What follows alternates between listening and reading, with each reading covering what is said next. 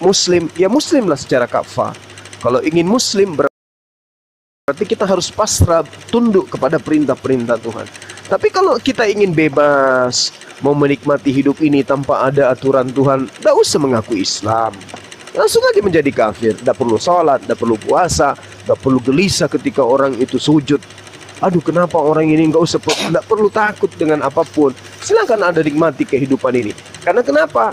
Kaidah yang ada adalah kaidah yang ada adalah yang perlu kita pahami. Kaidah yang ada adalah bahwasanya Allah Subhanahu wa taala tidak pernah memberikan aturan-aturan kepada orang-orang kafir. Itu dulu. Tidak ada di dalam orang kafir itu aturannya. Wahai orang-orang kafir, laksanakan ini, itu enggak ada. Sekali Anda kafir, silakan Anda nikmati hidup Anda. Mau sampai Anda guling-guling siang malam, mau menikmati dulu, apapun dia. Bentar dulu, saya stop dulu. Seperti ada suara siapa ya? Pak De Sugi ya kok? Coba di mute Pak De. Coba. Oh ya Pak De, benar. Terusin. Apa kipas angin ya? Iya. Ya, jadi gitu. Infokan Bang Juma yang barusan Bang Juma sebentar, yang barusan ngasih gift itu tadi salah satu fans terberat Bang Juma. Dia ngefans banget sama Bang Juma. Ya, Oke, baik. Salam kenal. Ya, doa dari kami di sini. Kiranya antum panjang umur, sehat selalu, diberikan kemudahan dalam setiap urusan duniawi dan juga urusan akhirat. Amin. Amin. Allahumma amin. Selanjutnya nih Bang Juma. Iya. Pak De beri bunyi selanjutnya. Pak De agak bunyi kipasnya Pak De. Saya nanti yang ngomong. Iya, ini saya ngomong sama dia, Bunda. Sebentar ya. Ini saya sebenarnya ini dulu waktu saya di sana ingin menggali kepada Bang Juma. Cuman mumpun lagi banyak yang dengar lagi live ya, sekalian biar pada tahu semua gitu ya. Sekarang masih noise enggak? Ya udah enggak. Oh, salah colok tadi. Sorry salah colok. Jadi waktu Bang Juma kecil kan saya rasa kampungnya kan berdekatan dengan kaum sebelah yang mayoritas. Betul. Iya itu ya. Ada dampaknya nggak sih? Ada pengaruhnya nggak sih waktu kecil itu? Ada interaksi itu Bang Juma? Ada. Ya, silakan. Ada. Jadi saya itu dari kecil ya, memang berdampingan dengan saudara-saudara kita yang di seberang, di mana mereka seakan-akan merasa ini yang kami rasakan ya, Bang Suma masa kecil merasakan adanya pandangan terhadap kita yang mayoritas itu sebagai kasta rendah, kan gitu. Bahkan terkadang mereka mengatakan kita itu fanna, kan gitu ya. Fanna artinya orang yang memiliki kedudukan rendah, setinggi apapun pencapaian yang diraih tetap aja dipandang rendah, kan gitu. Itu dampak dari kehidupan sosial bermasyarakat dalam kehidupan sehari-hari. Berjalannya waktu kemudian hal-hal seperti inilah yang kemudian memicu terjadinya adanya kerenggangan dalam kehidupan sehari-hari. Kenapa?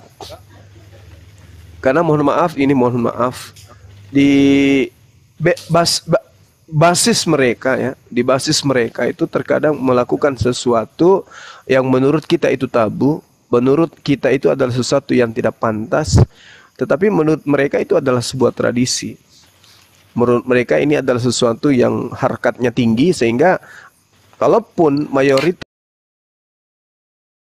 kelilingnya itu menganggap ini adalah sesuatu yang tidak baik, mereka tetap aja kemudian melakukan itu dengan pongah, dengan sombong, merasa bangga, merasa punya hak, merasa tanah ini milik mereka, merasa udara ini adalah hanya kepunyaan mereka, sehingga pada saat kita lagi khusyuk beribadah, ya mereka melakukan suatu kegiatan-kegiatan yang mungkin mengganggu masyarakat. Contoh kecil misalnya, contoh kecil. Ini contoh kecil ya yang saya alami dan yang saya lihat. Ketika orang tua kami ya membebaskan lahan misalnya. Ini selalu ada suara-suara apa ya?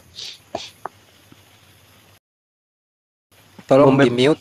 Ya, membebaskan lahan, kemudian lahannya itu ditaburi benih, kemudian benihnya itu harus dilindungi agar tidak ada hama berupa tikus, berupa babi. Dengan setengah matinya orang tua kita itu menjaga tanaman-tanamannya dari lahan yang dibebaskan. Seketika mereka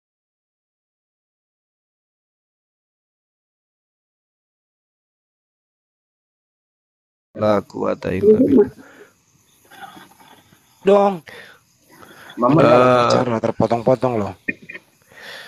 Ini serius. Habis ini Pak Desugi yang saya kuliti membawa guguk masuk di tempat kita, di mana kita sudah menyampaikan kepada mereka, Pak, tolong Pak, ini tanaman kesian, ini gini butuh ini. Tapi mereka nggak peduli. Tetap aja mereka masuk, kejar babi, nangkap babi, habis gitu darahnya itu kemana-mana berserak. Masya Allah. Nah, Mbak De, syukran Mbak De. Mencoba. Itu yang kami rasakan. Ya, akhirnya kita. Aduh. Allah Mbak De.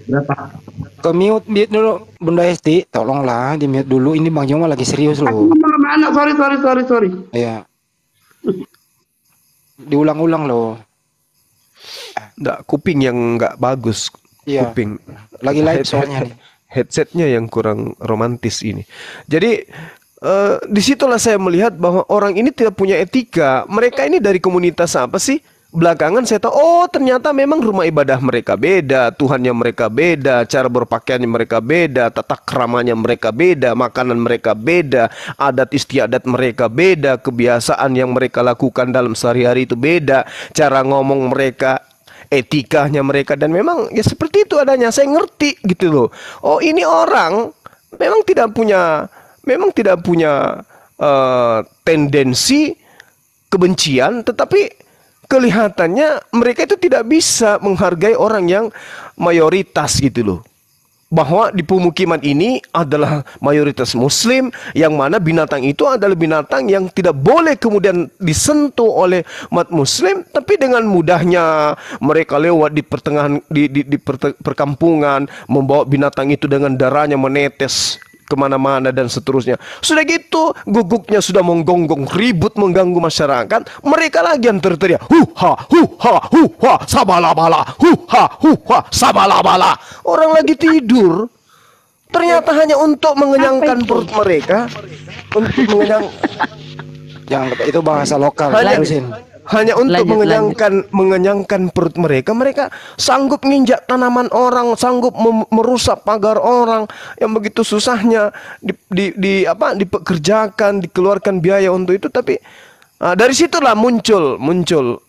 Oh, ternyata di luar Islam ini ada kelompok-kelompok tertentu yang memang, ya kalau boleh saya katakan, seperti barbar, ku bilang gitu ya, seperti barbar. Kenapa? Mereka habis mandi tua, mereka teriak-teriak di pinggir jalan, tidur di pinggir jalan, memanggil orang tidak menghargai gitu loh. Saling mereka panggil, oh ambe, laki komae, kayak gitu-gitulah. Orang lagi ibadah teriak-teriak kayak gitu, kayak orang tidak punya etika gitu. Dan ternyata di usia sekarang ini, setelah saya menginjakkan kaki di Sumatera, saya lihat di basis mereka, oh ternyata memang di mana-mana orang-orang kayak begini punya kelebihan gitu loh. Punya kelebihan. Semuanya lebih gitu, ya. Semuanya lebih. Makanannya lebih, yang di Islam itu jijik, ternyata itu dijadikan sebagai makanan kesukaan gitu. Ya inilah artinya bahwa di kemajemukan rakyat Indonesia ini, apologet ini memang harus tampil untuk memberikan warna pembeda antara garpu dan sendok. Itu memang tidak bisa kita satukan. Harus ada garis pemisah. Ini loh yang namanya sendok, ini loh yang namanya garpu. Sehingga generasi berikutnya itu bisa memahami bahwa Islam tidak bisa kemudian dijadikan sebagai alat untuk menganulir adanya ajaran di luar Islam yang keislam-islaman sehingga mempudarkan ya apa istilah itu, membuat samar-samar ajaran Islam itu seakan-akan sama seperti ajaran di luar Islam yang sangat membahayakan. Saya kira begitu Bang Handi, karena di sini belum ada kopi, silakan dilanjut yang lain. Satu lagi sebelum Bapak Desuki. Kita tahu kan kampung kita Aku juga satu lagi. Jadi kampung kita tuh sangat berdekatan antara kabupaten yang mayoritas agama sebelah, kampung Bajuma itu mayoritas Islam begitu. Di situ kan ada semacam interaksi baik sosial budaya gitu. Saya rasakan waktu kecil itu loh Bajuma. Apakah Anda merasakan yang sama? Apakah Anda merasakan yang sama, ada interaksi agak sedikit lebay antara kabupaten sebelah masuk ke kabupaten Bang Juma waktu kecil gitu? Jelas itu Bang Handi, jelas. Dari cara iring-iringan pengantar mayatnya saja berbeda. Pokoknya itu kita rasakan lah itu. Intinya kita rasakan itu. Yang menyakitkan itu yang tadi tuh, ketika puluhan guguk masuk tiba-tiba di perkampungan kita dengan teriak. Mau kuulang cara teriak mereka? Mau. Atau artinya? Ulangi. Enggak. Soalnya saya lagi di gunung, mana tahu penunggunya keluar semua, ini takut saya. Kayak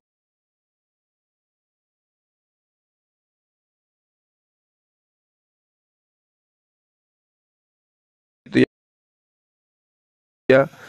Belajar tanam, belajar menanam gitu di masa-masa tua, belajar nanam, kok tiba-tiba ada orang dengan gampangnya masuk. Belum lagi telapak kaki itu lebarnya kayak piring loh, telapak kakinya. Jadi tanaman yang ditanam itu mati semua. Kita periksa ibu jari kakinya, memang semua jari kakinya itu sama semua besarnya. Entah kenapa itu Bang Handi. Iya, Kok bisa jari gitu kaki manusia? semua, jari kaki semua. Masya Allah, kaget aku nih, saudara-saudaraku ini kaget. Ya Allah, Makasih Bang Hendra, makasih Barakallah. Kaget aku. Ya alus sodako, Bang Hendra, Tina D. Pernah nggak sih kedua orang tua Bang Juma ini kan Bang jalan Handi, yang orang bahagia. jalan yang Anda pilih ini kan Ngapa sangat nih? Iya, lanjut. ya nggak usah Bunda Rahma, dengar Bunda Rahma diam siap. dulu. Oke. Pernah nggak Silakan, sih Bang. ini kan jalan yang kita tempuh ini, apalagi Bang Juma kan idola ya. Iya Bang Handi. Banyak disoroti oleh orang begitu. Bahkan udah banyak yang melaporkan gitu ya. Apakah kedua orang tua nggak pernah memperingatkan ya bahaya itu nak pajeni makorong gitu, atau berhentilah seperti itu gitu. Lebih baik konsentrasi saja di dunia properti aja deh gitu loh. Pernah nggak sih ditegur? Silakan. Ditegur sih nggak pernah Bang Handi, tapi diajak sharing gitu, dikasih pandangan-pandangan gitu ya. Orang tua saya itu kan kebetulan beliau itu kan bisa baca kitab gundul gitu ya kan. Artinya beliau juga pernah berguru. Dia hanya menyampaikan bahwasanya perbedaan mendasar antara agama ini seperti ini gitu. Ada kakak saya perempuan itu pernah nanya, kamu harus hati-hati. Kamu harus hati-hati karena mau tidak mau begitu kamu terjun di dunia seperti ini, yang tadinya kamu itu tidak diperhatikan, sekarang kamu itu menjadi satu bagian daripada konsentrasi orang sebelah terhadap dirimu. Jadi waktu itu saya mengatakan, ya itu manusiawi. Itu manusiawi kalau ada yang seperti itu. Tapi niatan saya kan karena Allah. Niatan saya itu karena untuk memperbaiki, bukan untuk menghujat, bukan untuk menista, bukan untuk merendahkan, bukan untuk menghinakan, tapi sekedar untuk meluruskan besi yang bengkok gitu. Tapi kakak saya selalu mewanti-wanti, gini loh. Dan ternyata apa yang disampaikan itu kepada saya itu ternyata hari ini kurasakan gitu loh Bang. Betapa banyak kemudian orang yang membuat perbincangan ya, khususnya di TikTok, lucunya tuh ya, khususnya di TikTok. Ada strategi yang mereka susun ya, intinya pokoknya Suma itu harus dilenyapkan. Dan videonya itu udah sampai ke saya gitu. Intinya gampang loh itu, katanya dengan menggunakan bahasa daerah mereka, tapi saya paham. gampang loh itu Suma. Sekarang gini-gini. Sekarang masalahnya kita tidak perlu lagi berdebat sama dia. Kita langsung hilangkan aja, kita lenyapkan orang itu, kata dia.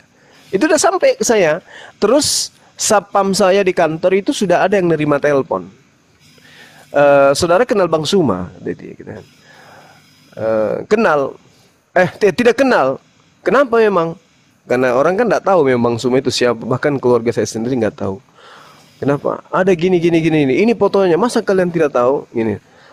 Oh tidak ada yang namanya Zulkifli M. Abbas itu nggak ada di sini. Yang ada Zulfikar, kata sapam saya gitu kan, cerita baru-baru ini. Artinya bahwasanya orang-orang ini memang sudah mencari Bang Suma gitu. Yang kedua, pernah waktu itu saya diancam dia ngakunya mau terbang ke Makassar gitu dari Kalimantan, dan memang betul dia sampai di Makassar. Dan saya janjian di sebuah hotel, dan betul dia datang di hotel itu. Cuman saya lihat dari jauh. Artinya ya teman-teman yang lain pun harus berhati-hati gitu. Teman-teman yang lain harus berhati-hati. Karena saya mendapatkan video yang memang berencana untuk mencelakai Bang Suma. Tapi ya saya hanya tersenyum gitu ya. Tolonglah dulu, renungkan dulu apa yang Bang Suma katakan itu. Apakah salah gitu.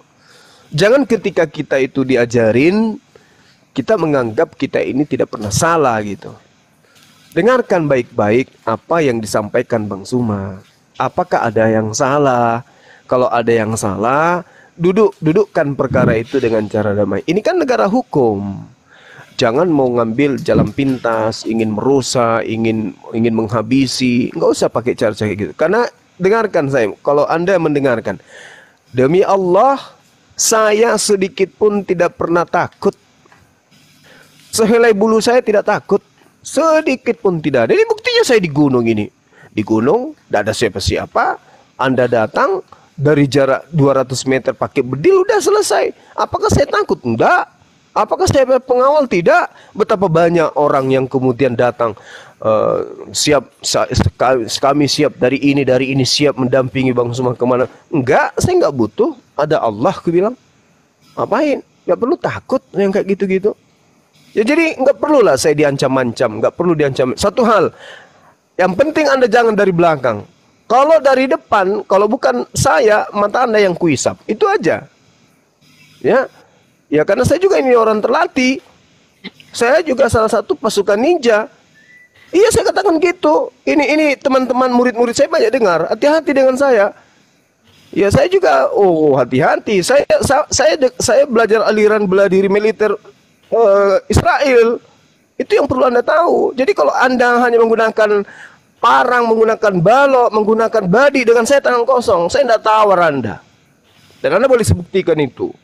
Anda boleh buktikan. Ya. Saya salah satu pelatih dari bela diri persiapan perang darat. Ya, orang Makassar pasti tahu itu. Dari 114 siswa karateka pertama daftar waktu itu, 3 sipil yang ikut. Salah satunya saya. Nah, itu saya tidak besar mulut, saya tidak takut kalau Anda hanya modal nekat mau merusak saya.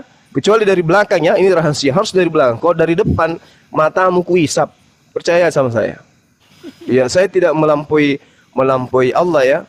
Tapi ya saya kan dari dulu belajar dan belum pernah ada yang bisa mengalahkan saya pada saat saya komite tarung bebas. Anak-anak bela diri pasti dengar ini. Belum pernah ada sejarahnya saya sejak saya bergabung. Itu ada yang bisa mengalahkan saya tarung bebas. Apa rekam videonya? Gak usah. Gak usah ya. Tidak sombong itu, tidak sombong. Saya tidak sombong. Saya di Batua tahun 2001 ya, di Batua saya kelas bebas. 4 lawan saya itu tumbang hanya dalam hitungan detik. Itu full body contact itu. Kalau bisa menggigit. Pokoknya bunuh secepat mungkin. Itu aliran saya tuh. Di SPN Batua waktu itu. Makanya keluar peraturan dari Polda, ini aliran tidak boleh lagi pertandingan. Sampai hari ini keputusan itu belum pernah dicabut. Jadi Kamboja punya itu ya. Black Betul. Panther ya Gurunda, Black Panther. Benar, benar. Jadi saya teman-teman yang ngancam-ngancam kayak gitu nggak perlu lah ya. Kalau kamu hanya modal biji zakar mau datang ke saya nggak usah. Cuma dialog aja kita, panggil orang-orang yang terhebat, yang paham Bible, yang lulusan Vatikan, yang pernah ke surga, balik lagi ke surga, ke Firdaus sama-sama dengan Paulus. Suruh kita dialog sama-sama, kita bedah itu Bible, kita bedah Al-Quran. Luga dong. Jangan ngancam-ngancam, bos. Tidak ada itu orang Makassar, Bugis Makassar mau diancam, nggak ada ceritanya itu. Nggak ada cerita. Belum pernah orang Bugis Makassar itu lari dari musuh, belum. Perang yang terjadi di Nusantara, Bang Handi, perang terlama terjadi di Nusantara ini sebelum kemerdekaan itu adalah perang Makassar. Orang tahu sejarah pasti ngerti itu. Jadi orang Makassar, Bugis Makassar itu orang yang tidur di darah, bangun di darah, minum di darah, makan di darah. Jadi kalau kok cuma datang model konde, baik ku pulang. Siri itu Gurunda Siri. Iya. Mending Jadi intinya adalah kesimpulannya pulang mau kos saja. Intinya kesimpulannya tidak akan pernah berhenti dengan pilihan ini ya. Oh iya, enggak. Kecuali rasa cinta dan kasih sayang itu sudah hilang. Selama cinta dan kasih sayang itu masih ada dalam dada, selama itu juga saya akan mengingatkan saudara-saudara kita untuk berhenti mempertuhankan manusia. Seperti itu Bang Andi. Baik. Makasih. Allahu Akbar. Allahu Akbar. Ada yang mau bertanya ke Bang Juma sebelum ke Pak Desugi saya tanya? Iya dong. Silakan. Itu Gurunda di mana kok bisa sebelah-sebelahan sama ini Kampung Kufar? Ada ya itu ya? Nyata itu ya? Jangan disebut kampungnya dulu, jangan, nggak boleh. Iya, jadi Sekarang masih nggak? Masih itu? Masih. Oh masih. Banyak. Ya, memang mereka pensiun disimpan situ. Ada yang pensiun taruh situ dan mereka ya memang dari kesatuan kan. Pensiun dari gitu. kesatuan. Iya, memang mereka dibuatkan tempat semua di situ, beranak cucu di situ di tengah-tengah kita. Apa tujuannya? Kenapa nggak cari di tengah-tengah mereka? Kenapa harus di tempat mayoritas kita disimpan sebuah base camp? Orang pensiun kenapa? Apa yang diharapkan? Karena di situ diharapkan beranak cucu, kawin mawin dengan orang-orang di sana sehingga bisa nantinya melebar hingga mayoritas. Saya tahu, paham saya gerakan-gerakan kayak begitu. Iya. Oke, Pak De, yang lain? Iya. Masih mau aku datang besok, begitu kapan? Aku datang besok. Tinggalin Bang Juma dulu ya. Iya. Kita kuliti Pak De dulu nih. Pak De, assalamualaikum Pak De. Waalaikumsalam warahmatullahi wabarakatuh. Nah, ini juga Pak De, ini adalah yang pertama merintis. Kemudian memaksa Bang Juma. Sebenarnya Bang Juma udah, tapi Bang Juma nggak ada arsipnya. Terus kemudian Pak De memaksa Bang Juma bikinlah supaya ada arsip gitu loh, biar bisa dikenal oleh netizen. Bang Juma nolak terus. Bagaimana? Pak De sendiri yang kisahkan, baru habis itu pertanyaan kedua. Silakan Pak De. Misalkan tentang Bang Juma maksudnya? Ya mengenai Pak Juma nggak mau bikin YouTube lah, ngapain sih gitu? Silakan. Ya, pada waktu itu memang Akhi Juma masih agak nanggung-nanggung dikit gitu karena terkait dengan bosnya itu masih Kristen, jadi masih agak segan-segan gitu ya Akhi Juma kalau nggak salah ya. Iya Paman. Tua banget kayak dipanggil paman. Iya dipanggil paman pula. Terjemahan film India. Kan tadi ada yang ribut gara-gara naik haji gitu ya. Aduh ya Allah. Itu jadi Akhi Juma itu belum waktu itu. Belum full gitu kan. Masih di WA gitu. Nah, sementara saya itu menilai ketika debat di WA itu saya perhatikan yang dengerin paling 3 orang, 4 orang. Ini nggak efektif. Nah, sama sekali nggak terpikir di YouTube itu bisa dapat AdSense, dapat duit. Itu nggak ngerti saya. Sama sekali nggak ngerti. Memang tujuan murni pada saat itu ya ingin mengembangkan dakwah ini supaya lebih dikenal orang. Gitu kan. Masuk kita udah ngomong capek-capek yang denger cuma 3 orang. Nah, bagaimana supaya debat kita di grup WA itu didengar oleh banyak orang. Nah, akhirnya saya terjun ke YouTube. Bagaimana caranya nggak ngerti, pokoknya yang saya pelajari pertama itu merubah VN itu jadi video, itu gimana caranya waktu itu kan? Saya akal-akali, saya rubah jadi MP3 ya kan. Lalu saya kasih gambar, pokoknya sulit lah waktu itu, belum ngerti aplikasi-aplikasi gitu kan, masih jadul. Nah, setelah saya bisa ketemu aplikasi yang namanya tangkap layar itu, kalau dulu kan HP tidak ada bawaan tangkap layar tuh. Nah, dari situ saya rekam satu persatu, saya rekam, saya upload. Alhamdulillah banyak yang nonton kan. Akhirnya Aki Juma, Aki ayo turun ke YouTube. Nggak ngerti saya, nggak bisa Aki. Ya udah, VN-VN-nya bahas ini, biar saya editin. Gitu ceritanya itu. VN-nya dikirim ke saya edit, saya saya upload ke YouTube. Terus Aki Juma saya bikinkan channel sendiri. Pertama itu 2 master itu ya. Itu yang ngisi saya sama Aki Juma. Akhirnya 2 master itu dibalikkan lagi ke saya. Jadi pernah ada channel YouTube berdua gitu? Iya, 2 master. Oh, ya. Terusin. Iya, 2 master itu Nama yang bagus, Paman. 2 master tapi sama cuma dibalikin terus. Coba saya karena apa waktu itu Dismon atau gimana gitu ya. Lupa saya. Terus dibalikin, ya udah saya bikinkan lagi channel, yaitu yang dipegang Aki Juma sampai sekarang itu. Itu saya yang bikin, terus Aki Juma bikin sendiri gitu. Terus saya ajari masalah menggunakan KineMaster, cara editnya gitu kan. Saya videoin itu, waduh, susah banget ngajarin Bang Juma itu, gaptek dia. Bongkar nih ya. Gaptek, betul. Rahasia nih. Saya saya ajarin, saya videokan itu, ini caranya begini. KineMasternya itu saya videokan gitu, saya rekam layar gitu kan. Ya, alhamdulillah, akhirnya sekarang menjadi tokoh utama di dunia perdebatan. Bukan begitu, alhamdulillah punya admin, tetap ada gaptek gitu dong. Tokoh utama. Aduh, ada aja. Oke, itu untuk berdua. Pak Desugi sendiri nih.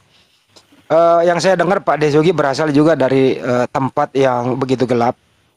Apa sih yang di kampung Pak Desugi itu? Keluar dari samudra dia itu. Bentar dulu dong, kan belum selesai. Di daerah yang kita bangun masjid itu kan daerahnya agak sedikit jauh dari Islam.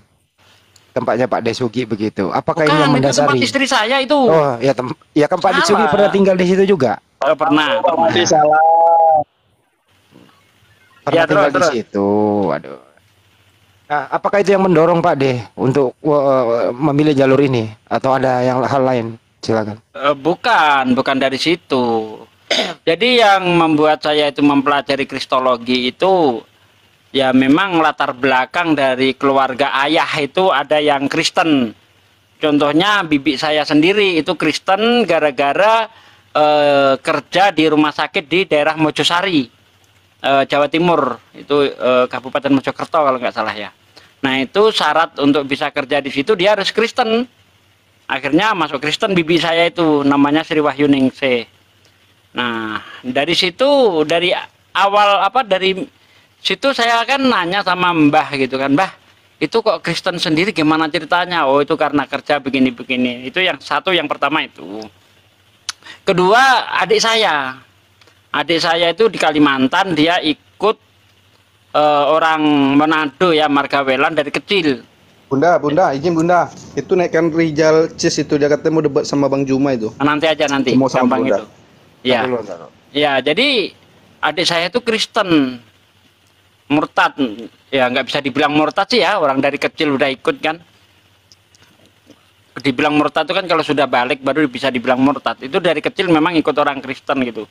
Karena kehidupan kami waktu itu kan transmigrasi di Kalimantan, tepatnya di Sintang itu dalam keadaan yang sangat betul-betul miskin karena gagal gitu kan. Transmigrasi umum itu kan banyak yang gagal gitu. Jadi mungkin entah kenapa ceritanya saya nggak tahu, saya udah pulang ke Jawa kan. Adik saya itu diikutkan orang Kristen, jadinya Kristen. Nah, adik saya pernah debat sama Bang Juma, udah pernah. Waktu itu kita masukkan di ini ya, Aki Juma di grup ya. Di grup WA dulu. Masih ingat? Nah, itu saya masukkan tuh debat sama Aki Juma. Cuman dia betul. Iya. Nah, dari situ menimbulkan sebuah pertanyaan gitu kan.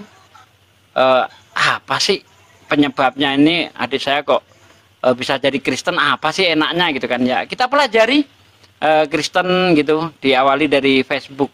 Nah, yang paling menjadi acuan untuk kita terjun ke dunia kristologi ya dari Quran itu sendiri sebenarnya. Yang lain-lainnya itu hanya selingan saja, karena saya melihat ayat-ayat di Al-Quran itu ada ayat-ayat yang tidak boleh kita baca sendiri. Seperti contoh di dalam Al-Quran dikatakan, ya ahlal kitab la taqlu fi dinikum. Ahli kitab, jangan berlebihan kamu di dalam agamamu. Kalau kamu mengatakan Isa itu Allah, itu berlebihan. Ya. Ini apa ayat ini mau kita baca di masjid saja? Sementara di masjid tidak ada yang menuhankan Isa, tidak ada yang menuhankan Yesus. Ada ayat lagi yang mengatakan laqad kafara alladziina qalu innallaha wal masihu ibnu Maryam. Sungguh telah kafir orang yang mengatakan bahwa sesungguhnya Isa al-Masih putra Maryam itu adalah Allah. Nah, ayat-ayat ini menurut saya nggak layak ini hanya dibaca sendiri. Ini harus kita sampaikan. Ini amanah dari Allah SWT. Jangan dibaca di masjid aja. Di masjid nggak ada yang mengatakan Tuhan Trinitas. Jelas ayatnya, la yataqulu salasah. Jangan katakan Allah itu satu dari yang tiga. Nggak boleh. Mau ayat itu dibaca di masjid aja sih.